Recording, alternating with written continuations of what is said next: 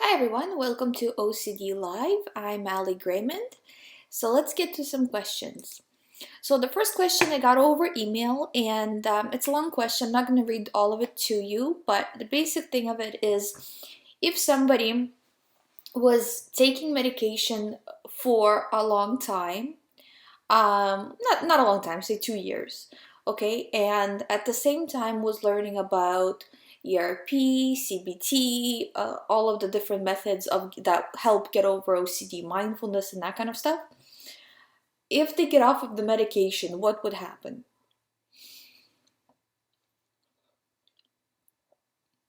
When you get off medication, what happens is that you see how bad your OCD really is. So, depending on the dose, I would say that your particular dose doesn't seem to be so high for me. The person that asked the question. Um, so for you, I don't think there would be much of a difference, specifically since you've already done all the other stuff to help OCD. Because if you just say, for example, you were just taking an SSRI and then you got off of it, and you would be in the exact same position you were before you started taking it if you've done no therapy, nothing. It doesn't matter if it's a therapy with somebody or just self-help, but learning these techniques and practicing the techniques. But if you have done none of it, I would say that you will definitely feel worse. You will feel worse either way because you don't have that extra medication cushion. But if you feel worse after the medication stops working, basically, but you pick yourself up with these other techniques, you will balance back out, right? But if you don't know these techniques, if you don't know how to use them, then yeah, you will definitely feel worse. And that's why I think that it's important not to rely on medication. However, it always depends on the dose. So if you were on a very high dose of medication and then dropped it, you would definitely feel it. You would also probably get withdrawal because of such a high dose.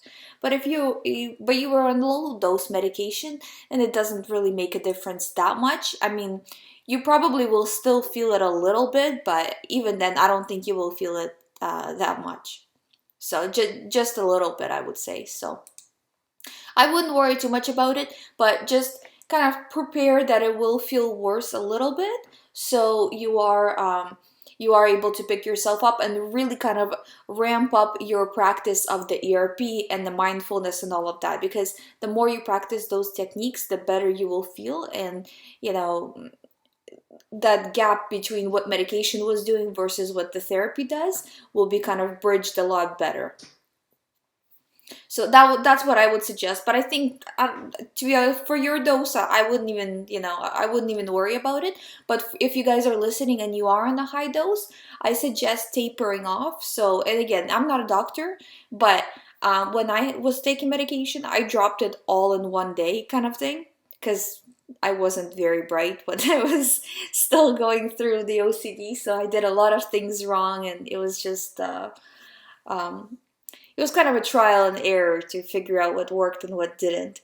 So, and I dropped it all in one day basically, and the withdrawal was crazy. But I couldn't do it anymore. I got to the point with the medication that it was just basically like just drugging yourself. It's you feel like nothing. You're always sleeping. You're always not really even tired. You're just kind of like not there. But again, I was on a much higher dose. And then they dropped it and I just got withdrawal, and it took a while to even bounce back to normal. But I did it, but it takes some time. So don't do what I did. Taper off and go from your regular dose. Try to kind of to talk to your doctor and taper off slowly, because when I was getting off of the medication, I just couldn't deal with it anymore. But now that I'm off of it and I can see it for what it really was, is it was just a blimp in time. It wasn't a long-term situation anyway. So say you can't handle the medication anymore, you want to get off of it. If you're on medication for an extra, I don't know, 2 months, it's just 2 months out of your entire life. It's just 2 months, but it will give you kind of a more stable withdrawal. It's gonna make less damage on your body because of the withdrawal, and you will have more time to adjust as you are recovering, because you have to just like you adjusted to being on the medication, you have to adjust to being without medication. So I wouldn't recommend dropping it all in one day. Just slowly, slow is best with this, really. Okay, so I have another question here. Um, what do you advise to do for religious thoughts? So, actually, let me know, guys, what you would like me to do, because I can do a shows on specific OCD topics, like OCD themes. So I can do one on a religious theme, on whatever themes you guys want me to do, because I have experience in all of them. But okay, let's talk about religious OCD thoughts and religious OCD theme today. So, in my experience, most people with religious OCD worry about doing something against their religion that will have an effect on their soul or their afterlife, or just, maybe it doesn't even go that far, but just saying that it will be bad for, it will go against their religion, and they're very, very scared of that.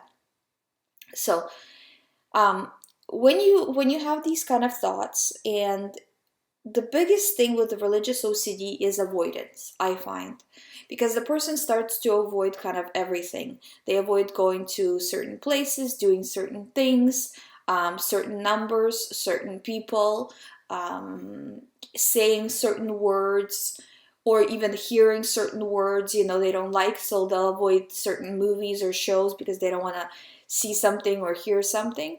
And while I understand that it could be part of the religion,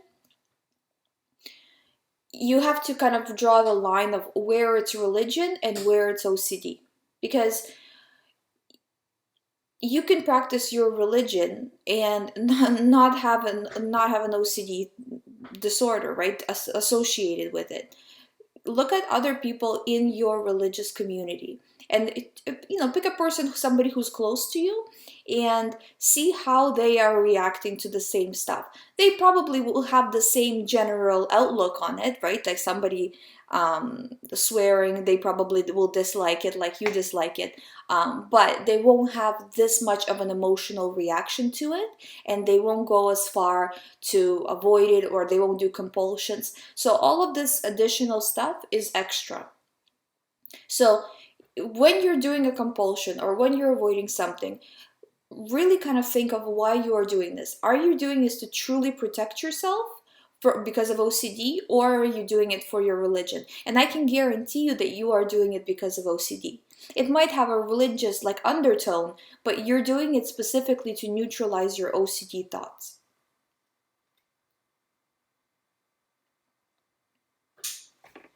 So yeah, and yeah, the people writing to me too saying that I should do a sexually intrusive thoughts show as well. Yeah, I will do that, definitely. Yeah, I'll do that.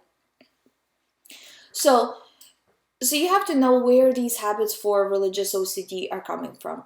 If they're coming from your religion, that's okay, right? But if they're coming from OCD, then it's not okay. And the problem is with these habits and these avoidances and compulsions is that they make your world much smaller. So the more you go about it, the more you kind of avoid this and avoid that, the more it wants you to avoid. So say you're avoiding certain number. Okay, you avoid it for say a month. Then you get a thought, well, if this number is bad, then that number is bad as well. And then you start to avoid two numbers. And then you can't go to certain places that have this number. And then you can't, say, dial a phone number that, part of the, like the long number is that number. So it starts to really limit you. And all this time, you're still feeling anxiety. So it's not really even helping you resolve the anxiety. You're just going from thought to thought to thought. You're not solving each thought in an OCD productive way. You're getting reassurance from one thought by either avoiding it completely or doing a compulsion afterwards. And just moving on to OCD just sends you a new thought and you move on to that one. Also, another common thing I see for religious OCD is prayer. Um, obviously you're a religious person, you want to pray, but you have to pray because of your religion, not because of OCD. So if you're saying, okay, I have to pray a certain number of times, and if I don't do it exactly right, I have to re-pray again just to do it right. Yeah, so it's in that way, that's not even related to religion anymore. This is now related to OCD. This is not different from, say, somebody who says, I have to wash my hands exactly right, and if I don't wash them exactly right, I have to start all over again, because if I don't, then something bad is going to happen. This is exactly the same thing. So you have to be very, very conscious of where your thoughts are coming from, and if they're coming from an OCD perspective, then you kind of have to reduce them slowly. And again, you don't have to reduce them all in one day. If you are in a situation right now where you have a lot of compulsions, you don't have to drop them all at once. You can drop them slowly. So, okay, from now on, I'm not doing this ritual, or from now on, I'm not paying attention to these types of thoughts. And also, this is the same thing for, just because, like, I know the person who kind of wants an answer now, they don't want to wait until I do the show. So the person who asked about the sexually intrusive thoughts, it's the same thing. If your thought has to do with your particular theme, such as whatever it is, could be like a sexually intrusive thought, a religious thought, and I know those two are really different and just scary for you, probably, you guys, to hear them in kind of same sentence, right? But they're just thoughts. It doesn't matter. These are just randomly generated thoughts that are coming into your mind that are scaring you. Because one person has an extreme, not an extreme attachment, but they're a religious person. They care, right? They care about their religion. That's what OCD is gonna grab onto, because OCD can only grab onto a topic that's important to you. Okay. Then another person, maybe they're not, maybe the religion is not as important to them as family, right? I'm not trying to tell any, I don't know you guys, so I don't know, but this is what it generally is, that whatever your most important topic in your life right now, that's what OCD grabs onto. So somebody who has OCD, say somebody who's very attached to their relationships, can have like a sexually intrusive thought about even like family members, or like people who are not appropriate. And the only reason they're having those thoughts is because that is what the worst possible thing to them, to like the worst possible type of thought to have for them is this. And that is exactly why they're getting that thought, for that reason and no other reason. It doesn't say anything about your personality. It's just simply that that you're just having that thought. You're just having that thought because that's what's important to you. If, for example, your situation changes, I'll give you another example of this, that people who are in a very good jobs, in a very good position in life, financially, have the same OCD thoughts about like losing money, right? So same thing, and they'll do compulsions, and they'll obsess and all of this kind of stuff. So it doesn't matter what the topic is, it's just how you're handling it. And the more you handle it the wrong way, by getting reassurance and all of this, the more of the same topic you will get. So don't be scared just because, it seems like a scary thought, and don't go into the situation of, well, why would I have this thought? Because, I mean, you're not having this thought because you want to have this thought. The thought is forced upon you, So it doesn't really matter what the thought is, because it's not coming from you. It's coming from somewhere else, but it's just that you're reacting to it. And when you react to the thought as if it's important, your mind sees that and understands that to mean that this thought is important. It doesn't understand that you have OCD. It doesn't understand that it's an irrational thought. Your mind is programmed to think that, to send you thoughts that you react to, okay? So if you react to a thought with fear, it's going to send you more of this same type of thought. That is all there is to it, There is no other thing. This is the only thing that is with OCD, is you stop reacting to the thought's going to go away. You keep reacting to the thought is going to stay. If you keep reacting to the thought and somehow the thought just like solves itself naturally, so you get reassurance, maybe even not trying to get reassurance, but get reassurance, it's going to get replaced by a very similar thought. So the only way to truly beat OCD is just to keep sending your mind the message that it doesn't exist, it doesn't matter, it's not true, I'm not paying attention to it. And it doesn't matter if it's a religious OCD, sexual OCD, something about money, something about jobs, something about careers. It doesn't really matter what it is. All that matters is your reaction. And, speaking of that, it's actually true in all areas of life, because you can use this technique for any area. So even if it's not OCD, that if you have a thought that you don't like, that is not of no value to you. So say you have an intrusive thought, because intrusive thought is the thought that's intruding into your life. That's unwanted. So say you have a real unwanted thought. For example, maybe you're worried about your job. Maybe it's not on an OCD level, but you're still worried about it, okay? So the best thing to do is just to say to your mind that I don't want to think about it. I'm not going to think about, what if I lose my job, all of this stuff. I'm just going to move on. And even a person without OCD can benefit from this technique, because the mind sees that you don't want to think about it. It's not going to send you any more of those thoughts. But the very important thing is when you say, either with OCD or without, that you're choosing to disregard the thought, you have to come from a position of power. Because if you come from a position of weakness, like, I'm so scared, I don't want to think about this thought, that's going to make your mind send you more thoughts, because it senses not only what you say, but how you say it is very important. But if you say, no, I'm making an executive decision not to pay attention to this thought anymore. This is kind of the message that you have to send, because if you send it with fear, it's going to actually have the reverse effect.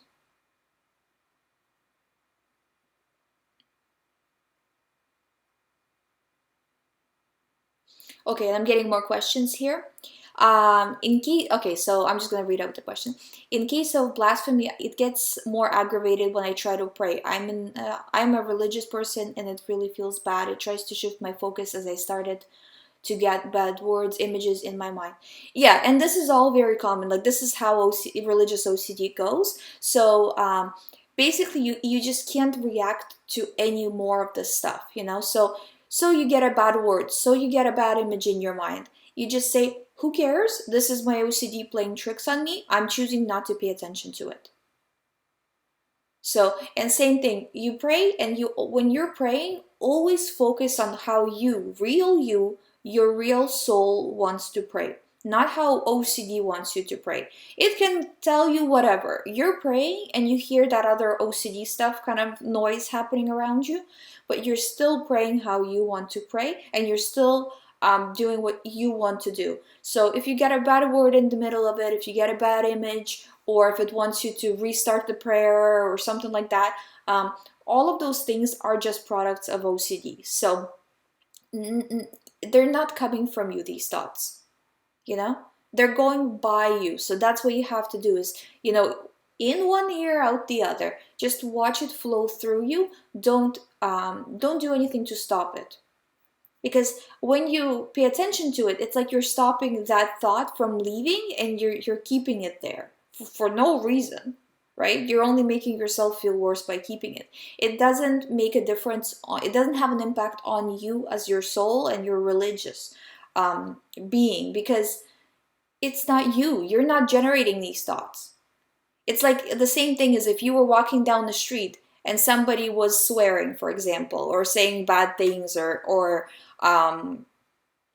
whatever it might be, right? You were exposed to it, but it's not you, Or if you say, for example, you turn on the news and you see somebody doing something bad on the news, they're talking about it. It has nothing to do with you, So it's just you just have to kind of really put your foot down with this when you next time you have this situation happen, that this is not me. I'm choosing not to pay attention to it. I don't care if I have these thoughts. I don't care what kind of images it sends me. And this is the same thing. You can see how, you know, whether you have a person who's worried about, say, finances is, you know, picturing themselves, you know, being poor, and the person who's worried about, say, sexually intrusive thoughts pictures themselves being all alone or going to jail or something like that. And person with religious OCD just pictures themselves, you know, having impact on their soul because of it somehow, right? So, but it's the same thing.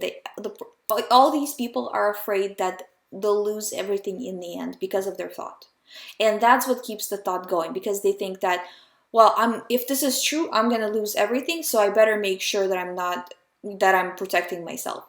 But that's what keeps the disorder going. So you have to kind of almost take a leap of faith, what I call, in the beginning, and say, you know what, I'm just going to choose to go with this technique and I'll see how it goes. Because I'm telling you, this technique works. You know, it's not my first day, it's not my first year doing this. And, you know, I would say that 90 to 95% of my clients recover.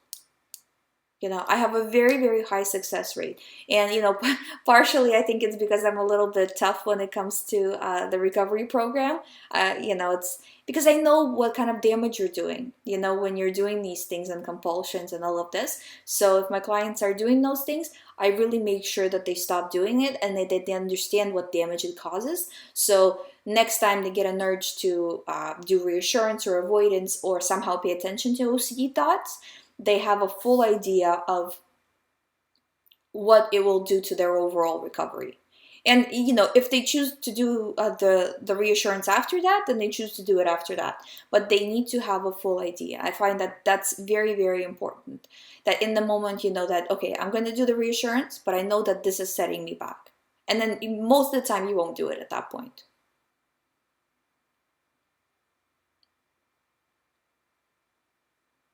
So that's kind of the thing. And, you know, and once you understand how OCD works and you see that, okay, I was seeking reassurance yesterday and today I feel worse, or I was trying to resist reassurance yesterday and I feel better, and you start to see these patterns, and you'll understand really how logical and mechanical OCD is. And when you see that, you'll stop being scared by it, and then that makes a huge difference, because it's just the fear that's what keeps it going. When you see that it's just a mechanism that went wrong in the mind, you stop kind of paying attention to it and you start to focusing on other things. And also, to this extent, I would suggest that you need to make sure you're adjusting your life accordingly to help yourself recover. So reduce stress in other areas, because OCD in itself is extremely stressful. So if you say take on extra projects, you know, start new projects as you're going through OCD stuff, you know, I mean, if a project is good, if it gives you motivation, it might be all right. But if it's giving you just stress, like if it's an additional project that is put upon you at work, for example, or something you're starting at home that you don't really want to be starting, like renovations or something like that, I would say hold off until you feel a little bit better. Just, and this is not so much avoidance, but you don't want to be stressed to the point of, like, to the max, basically, even any more than you are already stressed. So that's what I'm saying, you know, just kind of take it easy a little bit, sleep more, because even if you're getting your 8 hours or whatever, you need to be sleeping more than that, because your mind is more overworked than that of an average person, because you're dealing with regular thoughts and you're dealing with OCD thoughts. So you got to give yourself a permission to do that. And if other people don't understand why you're sleeping all the time, then other people don't understand.